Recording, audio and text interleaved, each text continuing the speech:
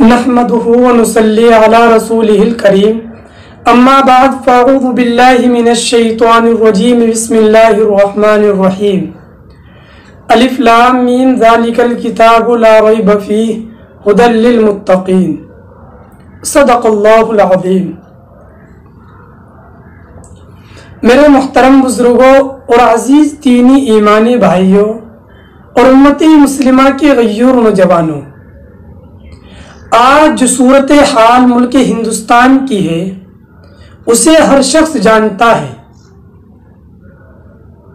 और इस बीमारी ने जो तबाही मचाई हुई है उसे भी हर शख्स जानता है। और इसी के दरमियान ये रमज़ानुल मुबारक का महीना आ रहा है, इसे भी हर शख्स जानता है।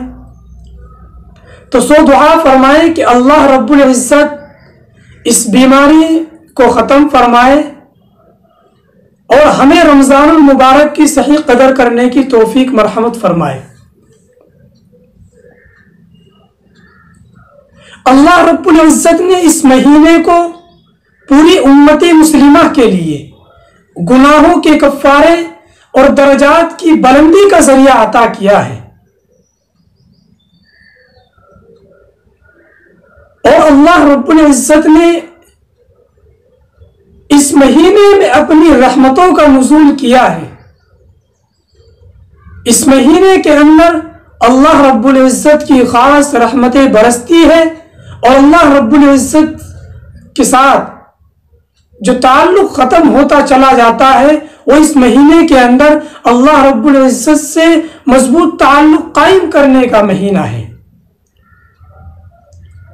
इसलिए मेरे मुहतरम बुजुर्गों और दोस्तों, ये रमज़ानुल मुबारक का जो महीना आ रहा है हमें इसकी सही कदर करने की तौफीक मरहमत फरमाए। रमज़ानुल मुबारक के महीने में दो तीन बातों का खास एहतिमाम करना चाहिए। आम दिनों में नफली इबादत का मौका नहीं मिलता या तौफीक नहीं होती, तो कम अज़ कम रमज़ानुल मुबारक में इनका एहतमाम कर लिया जाए। जैसा कि तहज्जुद की नमाज है, इतनी अजीम इबादत है और उसके इतने अजीम फ़वाइद है और उसके ज़रिए इंसान की रूह को जो ताज़गी मिलती है जो किसी और नफली इबादत से नहीं मिलती।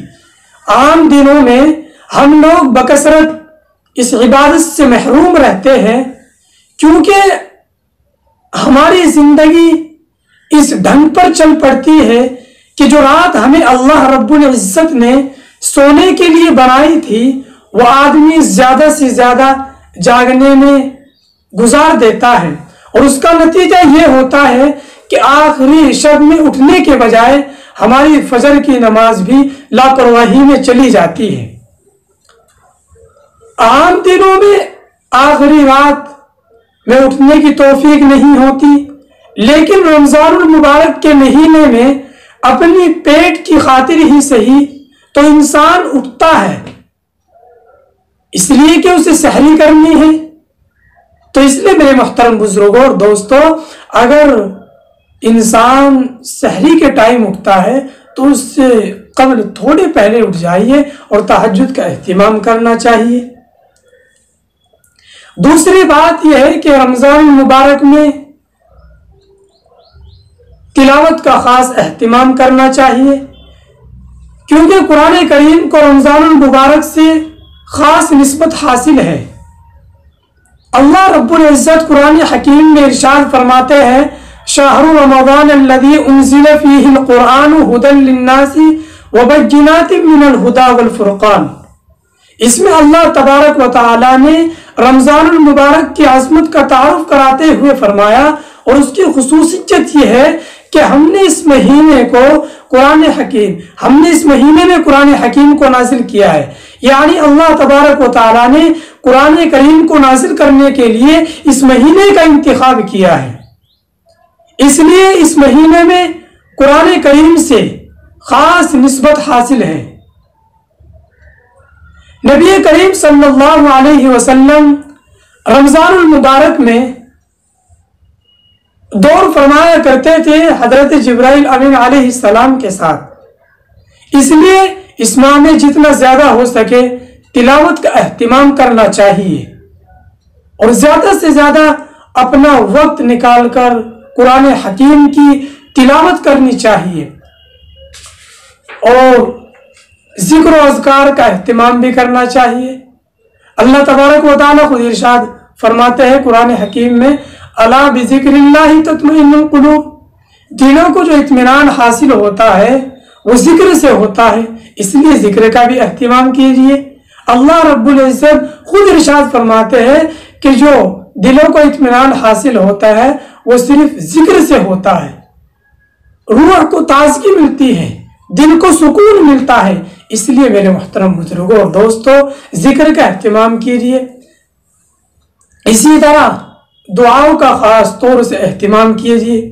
जो बीमारी चल रही है इसके लिए भी कीजिए और ये रमजान मुबारक का महीना जो आ रहा है इसके लिए भी खास तौर से एहतमाम कीजिए।